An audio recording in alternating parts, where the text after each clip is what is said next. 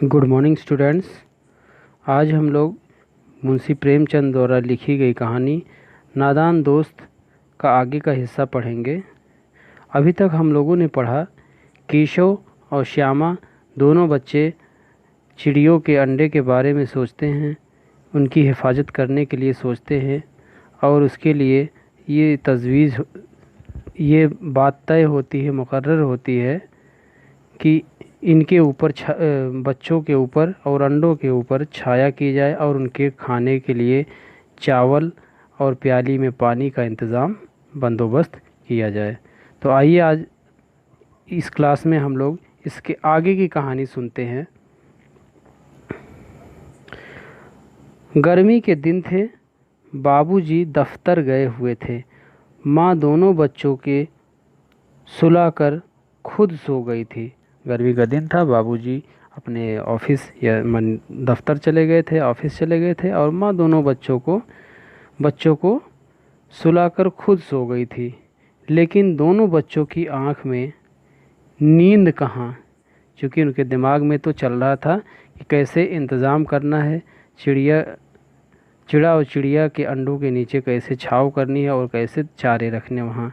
अम्मा जी को बहलाने के लिए दोनों दम रोके आंख बंद किए मौके का इंतज़ार कर रहे थे, यानी कि अम्मा जी सोच लें कि ये हम लोग सो गए हैं।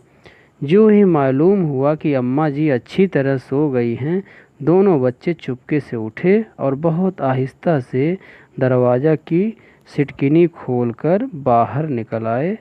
अंडों की हिफाजत की तैयारियां होने लगी, यानी बच्चे अपने बस माँ का इंतज़ार कर रहे थे कि माँ बस सो जाए और चुपके से बहाने करके वो भी सो गए। और जैसे ही उन्होंने देखा कि माँ सो गई है, वहाँ से तुरंत निकल आए और अंडे की हिफाजत की तैयारियां शुरू कर दिए। फिर केशव कमरे से जाकर एक स्टूल उठा लाया, लेकिन उससे काम न चला तो नहाने की चौकी लाकर स्टूल के नीचे रखी, यानी कि स्टूल छोटा पड़ रहा था इसलिए नहाने की चौकी भी ले आया, उसको चौकी को नीचे रखा, उसके ऊपर स्टूल रखा और डरते डरते स्टूल पर वो चढ़ गया। श्यामा दोनों हाथों से स्टूल पकड़े हुए थी। स्टूल चारों टांगों बराबर न होने की वजह से जिस तरफ ज़्यादा दबाव पाता था ज़रा सा हिल जाता था, यानी कि स्टूल के चारों पांव उस चौकी पे बराबर नहीं आ रहे थे, इसलिए ज़रा सा दबाव जिस पैर पे ज़्यादा पड़ रहा था वो हिल जा रहा था, यानी काफ़ी मुश्किल आ रही थी। इस वक्त केशव को किस कदर तकलीफ़ बर्दाश्त करनी पड़ती थी ये उसी का दिल जानता था, क्योंकि वाकई ये बड़ा मुश्किल था, क्योंकि वो गिरने का उसे डर था। दोनों हाथों से कार नोस पकड़ लेता था और श्यामा को दबी आवाज़ से डांटता था और डांटता भी था, अच्छी तरह पकड़ो वरना उतर कर बहुत मारूंगा। यानी जब वो हिलता था उसे डर लगता था गिरने के लिए तो वो अपनी बहन को डांटता भी था कि अच्छी तरीके से पकड़ो वरना मैं आऊँगा तो नीचे तुम्हारी पिटाई लगाऊंगा। मगर बेचारी श्यामा का दिल तो ऊपर कारनोस पर था, क्योंकि उसका दिमाग बार बार दिल उधर ही जा रहा था कि ऊपर कैसे बच्चे हैं, अंडे कैसे हैं। बार बार उसका ध्यान इधर उधर चला जाता और हाथ ढीला पड़ जाता था। केशव ने जो ही कारनोस पर हाथ रखा दोनों चिड़िया उड़ गई, क्योंकि चिड़िया यानी नर चिड़िया और मादा चिड़िया दोनों वहीं थे। जैसे ही उसका हाथ वहाँ पड़ा वो दोनों उड़ गए। केशव ने देखा कि कारनोस पर थोड़े से तिनके बचे हुए हैं और उस पर 3 अंडे पड़े हुए हैं, जैसे घोंसले उसने दरख्त पर देखे थे वैसा कोई घोंसला नहीं था। यानी कि इसके पहले भी उसने घोंसले देखे थे दरख्तों पे, और लेकिन यहाँ पे जो एक घोंसला देखा वो उससे अलग देखा, ऐसा कोई घोंसला नहीं था। कुछ तिनके पड़े थे, उन तिनकों के ऊपर 3 अंडे रखे पड़े थे। श्यामा ने नीचे से पूछा, बच्चे हैं भैया? केशव ने कहा, 3 अंडे हैं, बच्चे अभी तक नहीं निकले। श्यामा फिर पूछती है श्यामा कहती है ज़रा हमें दिखा दो भैया कितने बड़े हैं।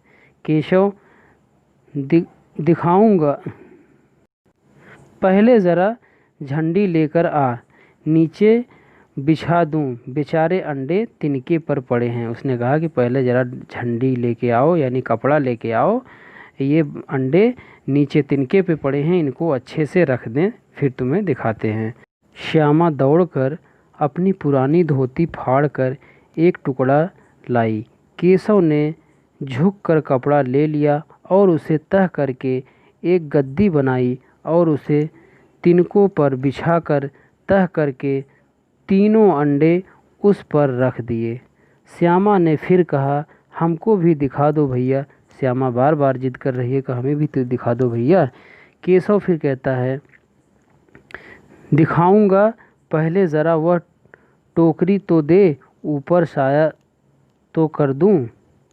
श्यामा ने टोकरी नीचे से थमा दी और बोली अब तुम उतर आओ मैं भी देखूं। केशव ने टोकरी को एक टहनी से लगाकर कहा जा दाना और पानी की प्याली ले आ, मैं उतर आऊँगा तो तुझे दिखाऊंगा। श्यामा प्याली और चावल भी ले आई। श्यामा फिर दौड़ के तुरंत प्याली और चावल भी ले आई। केशव ने टोकरी के नीचे दोनों चीज़ें रख दिए और आहिस्ता से उतर आया। श्यामा ने कड़कड़ा कर कहा, यहाँ लफ्ज़ आया है क्या, कड़कड़ा कर कहा, तो कड़कड़ा के कहने का मतलब क्या है, गुस्से में और रो कर जब कहते तो उसको कहते कड़कड़ा कर कहा उसने कि अब हमको भी चढ़ा दो भैया। केशव फिर कहता है तू गिर पड़ेगी। फिर श्यामा ने कहा ना गिरूंगी भैया, तुम नीचे से पकड़े रहना। फिर केशव कहता है कहीं तू गिरा पड़ी तो अम्मा जी मेरी चटनी ही कर डालेंगी मतलब बहुत ज़्यादा पिटाई कर देंगी। कहेंगी कि तूने ही चढ़ाया था, क्या करेगी देखकर। उसने कहा कि तुम क्या करोगी देख करके। अब अंडे बड़े आराम से हैं, अब अंडे वहाँ पे अच्छे से हैं, जब बच्चे निकल आएंगे तो इनको पालेंगे हम लोग। दोनों परिंदे बार बार कारनोस पर आते थे और बगैर बैठे ही उड़ जाते थे। केशव ने सोचा हम लोगों के डर से ये नहीं बैठते।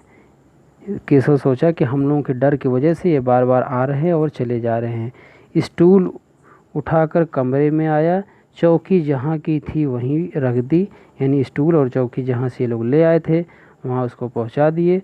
श्यामा ने आँख में आंसू भरकर कहा तुमने मुझे नहीं दिखाया, अम्मा जी से कह दूँगी। अब श्यामा उसको धमकी देने लगी कि तुमने मुझे दिखाया नहीं, मैं अम्मा से सारी बात बता दूँगी। केशव फिर कहता है अम्मा जी से कहेगी तो बहुत मारूंगा, कह देता हूँ। केशव ने कहा अगर अम्मा से बताया तो तुम्हें बहुत मारूंगा। फिर श्यामा बोलती है तो तुमने मुझे दिखाया क्यों नहीं। केशव कहता है अगर गिर पड़ती तो 4 सर न होते। यहाँ लफ्ज़ आया है 4 सर न होते, यानी कि 4 सर हो जाते, यानी सर में चोट लग जाती। ये एक मुहावरा भी है। तो उसने कहा कि अगर तू गिरा पड़ती तुम्हारे 4 सर ना हो जाते, तुम्हें चोट ना लग जाती। फिर श्यामा कहती है हो जाते तो हो जाते, देख लेना मैं कह दूंगी। फिर से वो कहती है, फिर धमकी देती कि तुम देख लेना मैं माँ से सारी बात बता दूंगी, यानी कह दूंगी। इतने में कोठरी का दरवाज़ा खुला और माँ ने धूप से आँख को बचाते हुए कहा तुम दोनों बाहर कब निकल आए। मैंने कहा था दोपहर को ना निकलना।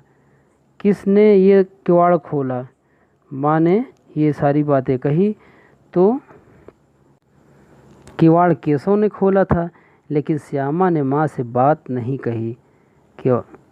उसे खौफ हुआ कि भैया पिट जाएंगे, केशव के दिल में कांप रहा था कि कहीं श्यामा कह न दे। अंडे न दिखाए थे, इस वजह से अब उसको श्यामा पर एतबार न था। यहाँ लफ्ज़ आया है एतबार। एतबार के मायने होता है भरोसा। अब उसको श्यामा पे एतबार नहीं था कि अब उसे डर लग रहा था कि श्यामा माँ को सारी बातें बता देगी। श्यामा सिर्फ मोहब्बत के मारे चुप थी या इस कसूर में हिस्सेदार होने की वजह से, इसका फैसला नहीं किया जा सकता। शायद दोनों ही बातें थीं कि वो कसूर में भी शामिल थी और अपने भैया को बचाना भी चाहती थी। माँ ने दोनों को डांट डपट कर फिर कमरे में बंद कर दिया और आहिस्ता आहिस्ता उन्हें पंखा झलकने लगी, उनको पंखे की हवा देने लगी, झलने लगी। यहाँ झलने से मतलब है पंखे से हवा देना। अभी सिर्फ 2 बजे थे, बाहर तेज लू चल रही थी। अब दोनों को नींद आ गई, यानी दोनों बच्चे सो गए। अब आगे की कहानी हम लोग अपने अगले हिस्से में पढ़ते हैं। तब तक के लिए जय हिंद, जय भारत।